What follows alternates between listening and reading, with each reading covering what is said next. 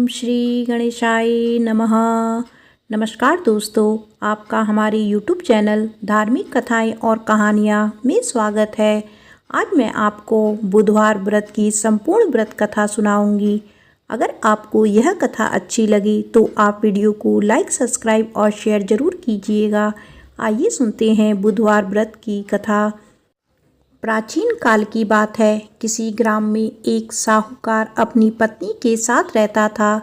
पति पत्नी दोनों भगवान गणेश की पूजा करते थे और दीन दुखियों की मदद करने के लिए हमेशा तत्पर रहते थे। ईश्वर की कृपा से उनके पास धन धान्य की कोई कमी नहीं थी। कमी थी तो बस एक संतान की। पति पत्नी संतान नहीं होने से दुखी रहते थे। गांव वाली संतान ना होने की वजह से उन्हें हमेशा ताने सुनाते थे, पर साहूकार और उसकी पत्नी को ईश्वर पर पूर्ण विश्वास था। ईश्वर जरूर कुछ अच्छा सोच के रखा होगा हमारे लिए। एक बार पति पत्नी मंदिर में गणेश जी के दर्शन पूजा अर्चना करने गए। जब वह पूजा करके बाहर आए तो उन्होंने देखा कि एक बालक मंदिर की सीढ़ियों पर बैठा रो रहा था। उसके पास किसी को ना देखकर पति पत्नी दोनों बालक के पास गए। बालक को शांत कराया और उसके माता पिता को ढूंढने लगी। जब उस बालक के माता पिता पति पत्नी को नहीं मिले तो वो बच्चे को मंदिर के पुजारी के पास ले गए और उन्होंने पुजारी से बोला, ये बच्चा हमें रोते हुए मंदिर के बाहर मिला है। क्या आप इसके माता पिता को जानते हैं? पुजारी ने कहा, नहीं। अब पति पत्नी और पुजारी तीनों लोग बालक के माता पिता को ढूंढने लगे। काफ़ी देर ढूंढने पर बच्चे के माता पिता नहीं मिले तो पुजारी ने साहूकार और उसकी पत्नी को बोला, आप इस बालक को अपने घर ले जाइए। अगर इसके माता पिता इसे ढूंढते हुए आए तो मैं उन्हें आपके घर ले आ जाऊंगा। साहूकार और उसकी पत्नी बच्चे को लेकर अपने घर चले गए। काफ़ी समय बीत गया और बालक के असली माता पिता का कोई पता नहीं चला, तो उन्होंने गांव के सरपंच से अनुमति लेकर बच्चे को गोद ले लिया और उस नन्हे से बालक का नाम गणेश रख दिया। कुछ दिन बाद गांव में एक पति पत्नी आए जो चोर थे। गांव में जाकर उन्हें पता चला कि गांव में सबसे ज़्यादा धनी व्यक्ति साहूकार है, जिसकी अपनी कोई संतान नहीं है। उन्होंने एक बच्चे को गोद लिया है जिसके माता पिता का कोई पता नहीं है। धोखेबाज पति पत्नी अब विचार करने लगे कि साहूकार को कैसे लूटा जाए। तभी उन्होंने योजना बनाया कि वो उस बच्चे के असली माता पिता बनकर जाएंगे। योजना बनाकर पति पत्नी दोनों मंदिर में जाकर बैठकर रोने लगे। उन्हें रोता देखकर मंदिर के पुजारी आए और उनके रोने का कारण पूछने लगे। पति पत्नी ने बताया कि आज से 4 वर्ष पहले इसी मंदिर में हमारा बच्चा खो गया था। उसे ही याद करके हम रो रहे हैं। तब से हम अपने बच्चे को अलग अलग जगह खोज रहे हैं, पर वह हमें कहीं नहीं मिला। पुजारी जी ने बोला, एक बालक है जो उन्हें 4 साल पहले मंदिर की सीढ़ियों पर मिला था। शायद वह आपका ही पुत्र हो। वह बालक गांव के साहूकार के घर पर है।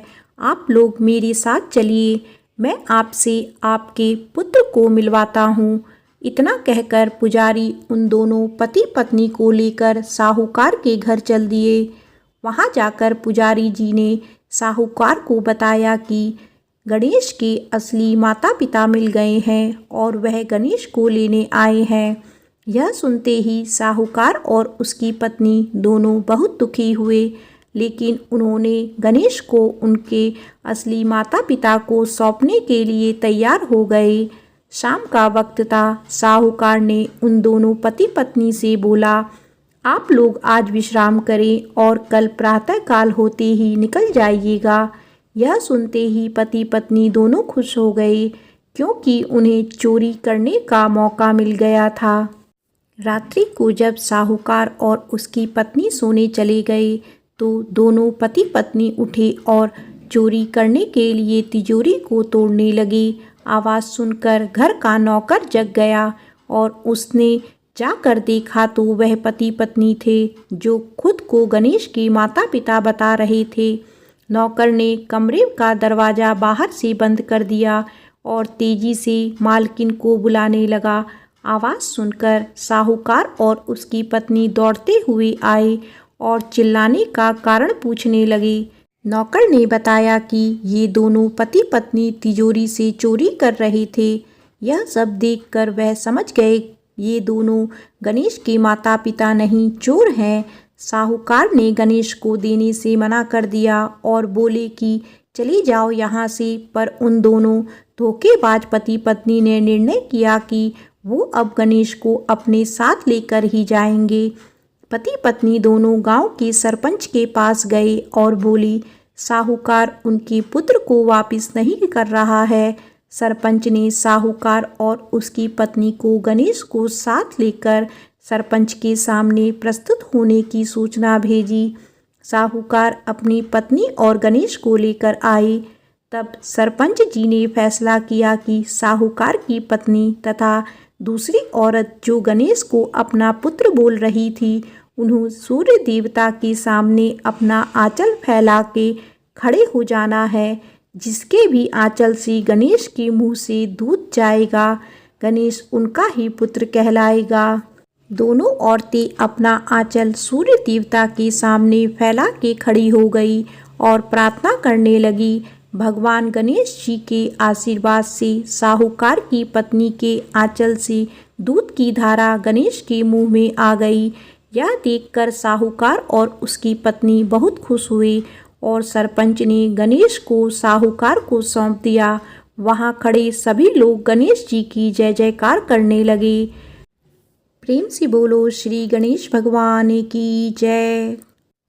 आइए सुनते हैं भगवान श्री गणेश की एक और कथा। भगवान श्री गणेश ने दिया तुलसी को श्राप। एक बार श्री गणेश गंगा किनारे तप कर रहे थे, तभी विवाह की इच्छा से तीर्थ यात्रा पर निकली देवी तुलसी वहां पहुंची। वह श्री गणेश के रूप पर मोहित हो गई। तुलसी ने विवाह की इच्छा से उनका ध्यान भंग किया। तब भगवान श्री गणेश ने तुलसी द्वारा तप भंग करने को अशुभ बताया और तुलसी की मनसा जानकर स्वयं को ब्रह्मचारी बताकर उसके विवाह प्रस्ताव को नकार दिया। इस बात से दुखी तुलसी ने श्री गणेश के 2 विवाह होने का श्राप दे दिया।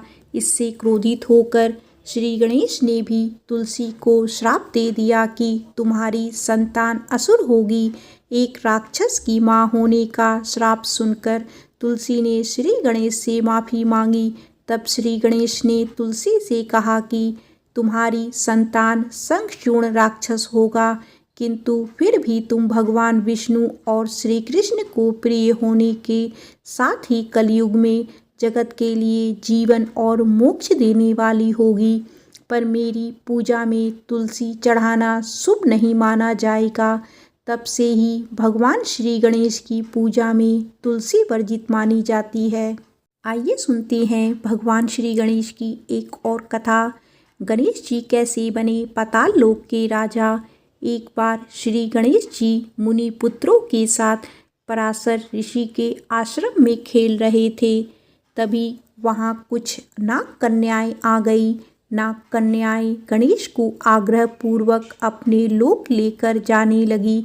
गणपति भी उनका आग्रह ठुकरा नहीं सके और उनके साथ चले गए। नाग लोक पहुँचने पर नाग कन्याओं ने उनका हर तरह से सत्कार किया।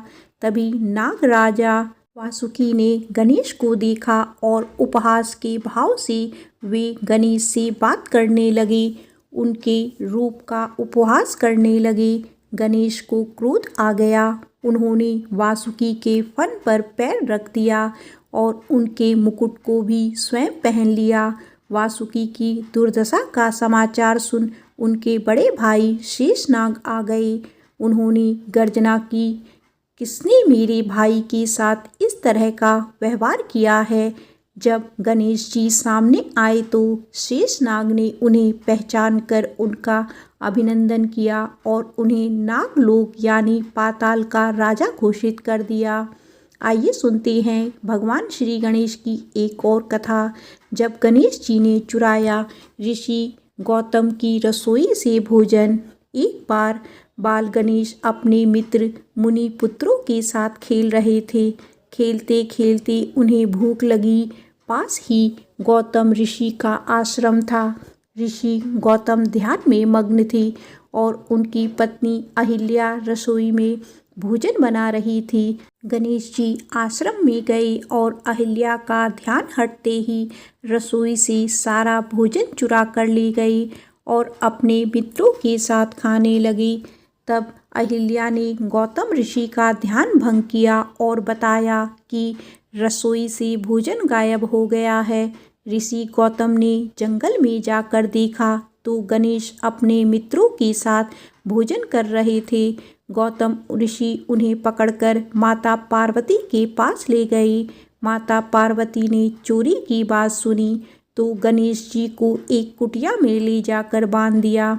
उन्हें बांधकर पार्वती कुटिया से बाहर आई तो उन्हें आभास होने लगा जैसे गणेश उनकी गोद में है, लेकिन जब देखा तो गणेश कुटिया में बंधे दिखाई दिए।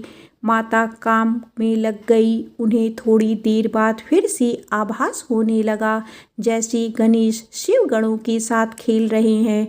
उन्होंने फिर से कुटिया में जाकर देखा तो गणेश वहीं बंधे दिखे। अब माता को हर जगह गणेश दिखाई देने लगे, कभी खेलते हुए, कभी भोजन करते हुए और कभी रोते हुए। माता ने परेशान होकर फिर कुटिया में देखा तो गणेश आम बच्चों की तरह रो रहे थे। वे रस्सी से छूटने का प्रयास कर रहे थे। माता को उन पर अधिक स्नेह आया और दयावश उन्हें मुक्त कर दिया। आइए सुनते हैं गणेश जी की एक और कथा। जब गणपति जी ने सारे देवताओं को यज्ञ करने में निमंत्रण किया। एक बार भगवान शिव के मन में एक बड़े यज्ञ के अनुष्ठान का विचार आया। विचार आते ही वे शीघ्र यज्ञ प्रारंभ करने की तैयारियों में जुट गए। सारे गणों को यज्ञ अनुष्ठान की अलग अलग जिम्मेदारियां सौंप दी गई। सबसे बड़ा काम था यज्ञ में सारे देवताओं को आमंत्रित करना।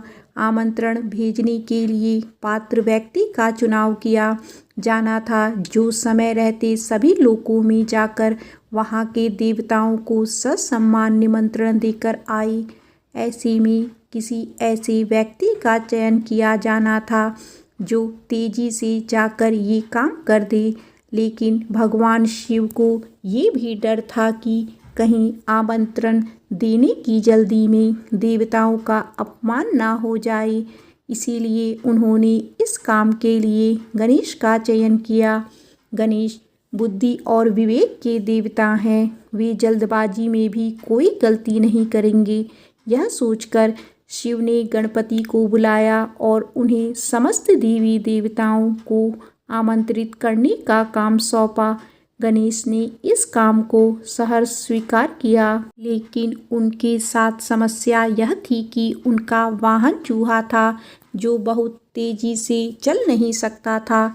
गणेश ने काफ़ी देर तक चिंतन किया कि किस तरह सभी लोकों में जाकर आदरपूर्वक सारे देवताओं को यज्ञ में शामिल होने का आमंत्रण दिया जाए। बहुत विचार के बाद उन्होंने सारे आमंत्रण पत्र उठाए और पूजा सामग्री लेकर ध्यान में बैठे शिवजी के सामने बैठ गए। गणेश ने विचार किया कि यह तो सत्य है कि सारे देवताओं का वास भगवान शिव में है। इनको प्रसन्न किया तो सारे देवता प्रसन्न हो जाएंगे। यह सोचकर गणेश ने शिव का पूजन किया और सारे देवताओं का आवाहन करके सभी आमंत्रण पत्र शिव को ही समर्पित कर दिए। इस प्रकार आमंत्रण समस्त देवताओं तक स्वतः ही पहुंच गए और सभी यज्ञ में नियत समय पर ही पहुंच गए। इस तरह गणेश ने एक मुश्किल काम को अपनी बुद्धिमानी से आसान कर दिया। प्रेम से बोलो श्री गणेश भगवान की जय। आइए सुनते हैं गणेश जी की एक और कथा। जब शनि की कुदृष्टि पड़ी गणेश पर। वैसे तो गणेश की गज आकृति को लेकर सबसे ज़्यादा सुनी जाने वाली कथा तो यही है कि पार्वती ने नहाने से पहले एक बालक को आकृति बनाकर उसमें प्राण डाल दिए और उसे पहरे पर बैठा दिया, जिसका सिर शिव ने काटा था। और फिर पार्वती के क्रोध को शांत करने के लिए एक हाथी के बच्चे का सिर जोड़ दिया। लेकिन कुछ पुराणों में इसके अलग अलग संदर्भ भी मिलती हैं। ब्रह्मवैवर्त पुराण में कथा कुछ अलग ही है। कथा कुछ ऐसी है कि एक बार भगवान शिव ने शिष्य शनिदेव कैलाश पर्वत पर आए। उस समय शिव ध्यान में थे, तो शनिदेव सीधे पार्वती के दर्शन के लिए पहुँचे। तब पार्वती बालक गणेश के साथ बैठी थी। बालक गणेश का मुख सुंदर और हर तरह से कष्ट को भुला देने वाला था। शनिदेव आंखें नीचे किए पार्वती से बात करने लगे। पार्वती ने देखा कि शनिदेव किसी को देख नहीं रहे हैं, वे लगातार अपनी निगाहें नीचे किए हुए हैं।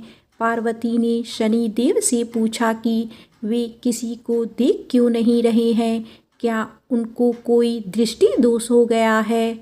शनिदेव ने कारण बताते हुए कहा कि उन्हें उनकी पत्नी ने श्राप दिया है कि वे जिसे देखेंगे उसका विनाश हो जाएगा।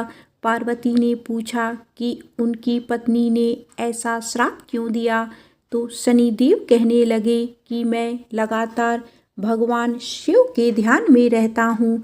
एक बार मैं ध्यान में मग्न था और मेरी पत्नी ऋतुकाल से निवृत्त होकर मेरे समीप आई, लेकिन ध्यान में मग्न होने के कारण मैंने उसकी ओर देखा नहीं। उसने इसे अपना अपमान समझा और मुझे श्राप दे दिया कि मैं जिसको भी देखूंगा उसका विनाश हो जाएगा। ये बात सुनकर पार्वती ने कहा कि आप मेरे पुत्र गणेश की ओर देखिए, उसके मुख का तेज समस्त कष्टों को हरने वाला है। शनिदेव गणेश पर दृष्टि डालना नहीं चाहते थे, लेकिन वे माता पार्वती के आदेश की अवहेलना भी नहीं कर सकते थे। सो उन्होंने तिरछी निगाह से गणेश जी की ओर धीरे से देखा। शनिदेव की दृष्टि पड़ते ही बालक गणेश का सिर धड़ से कटकर नीचे गिर गया। तभी भगवान विष्णु एक गज बालक का सिर लेकर पहुँचे और गणेश के सिर पर उसे स्थापित कर दिया। प्रेम से बोलो श्री गणेश भगवान की जय।